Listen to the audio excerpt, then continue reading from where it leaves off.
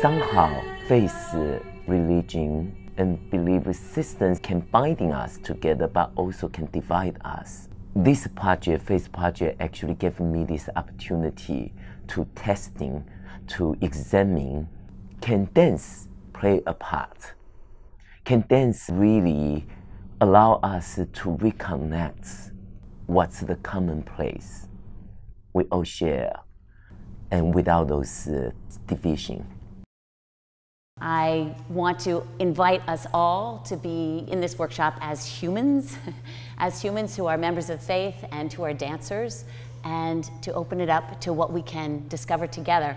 This is the space that we have to play in today, and I would like to invite you to feel this place and experience this space as a safe space. When we talk about religion and we talk about dance, we're talking about things that are near and dear to our heart, and I want to assure you that what happens in this space will be respected. Whatever you do in this space will be respected. Whatever you say in this space will be respected, and I invite you to participate in ways that will be respectful of those others too. The role of the story circles in the Faith Project is to really bring artists and community members together in a safe setting so that we can learn from one another, so that we can see differences and find ways to transcend them. In the Native traditions, dance is an important aspect of communing with spirit. Through the years, I chose to do the Native long dance, which begins at dusk and ends at dawn. Before I would enter the dance, it's necessary to go into a sweat lodge to cleanse the body and the soul and the heart. The intense heat breaks down resistances while the body surrenders to the heart of the matter. But I've never seen kind of language and story poured in and then immediately this dance churned out. And it seemed like it was an exchange of energy. I could translate back into words and I could understand what the dancers were attempting to convey. It was beautiful.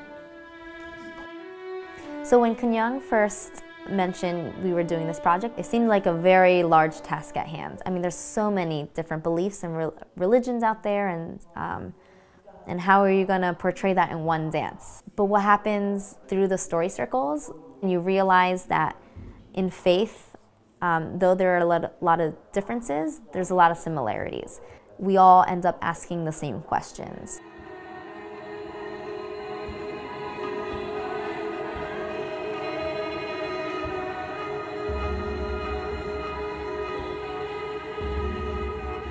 As a dance artist, I'm not interested in taking things from whatever exists, but I try to absorb. I'm trying to immerse myself in that undercurrent energy. So that gives us a reason and honesty why I move. The first thing we did is basically we're doing our own story circle. We just have a dialogue. It's allow us to start to kind of put ourselves inside of this big journey. Through this process, there are different methods. One is, I say, just pure abstraction, which is play. And then the other method, I will share with them my own phrase and have them translate into their own phrase. And then we bring everybody's phrase together. We slowly identify what is important in this dance. So what's nice about working with Kun-Yang is he's very collaborative in his process. He knows like the projection of the dance, but what happens in between, you know, he honors our individuality. Each dancer made a solo. It was based off of a phrase Kun-Yang did. He told us to take it apart. We can attach our answers to those 3 questions. My answer was freedom. And then after that, he paired us up in duets. And we have these individual phrases, and our task was to put them together. In freedom, there's this fear that you never come back. But in the dance, you see that I'm supported. I still have that structure. I still have that groundedness. We immediately had a sense of earthiness, a sense of a connection to the ground, connection to each other.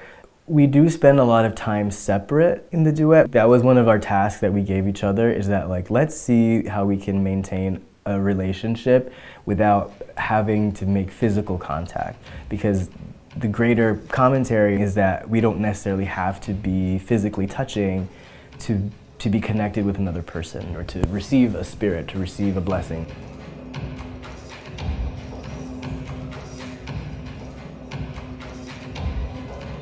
It's a privilege you can be working with a wonderful group of artists from different genres and thinkers, scholars. Everyone delving into this deep question and they have that dialogue.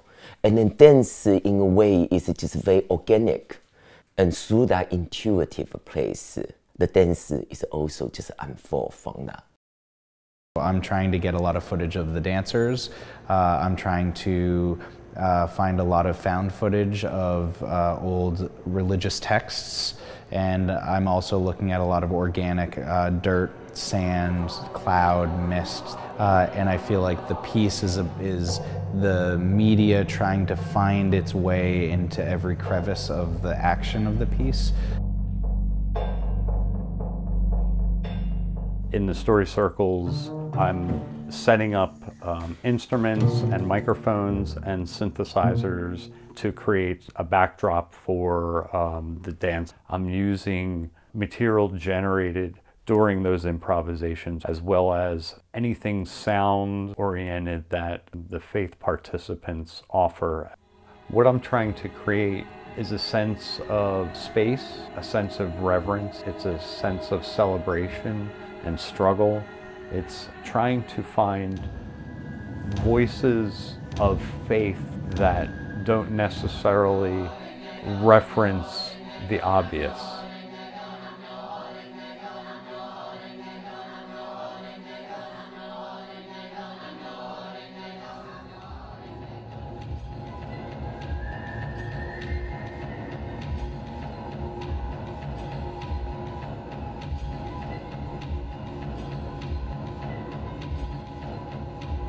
I think the dance isn't to show you how a Hindu practices or how a Jewish person experiences faith, but it's this spiritual quest.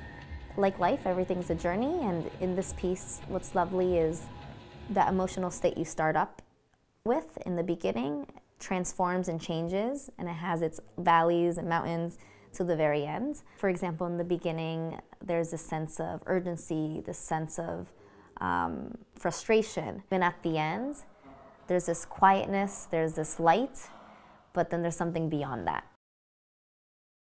It's very important for our dance artists, or even for the viewer, can have that bodily experience.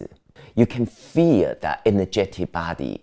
I hope whether it's a participant in this dance or viewing this dance, we all can discover that common humanity, that there's more we have in common rather than things that divide us.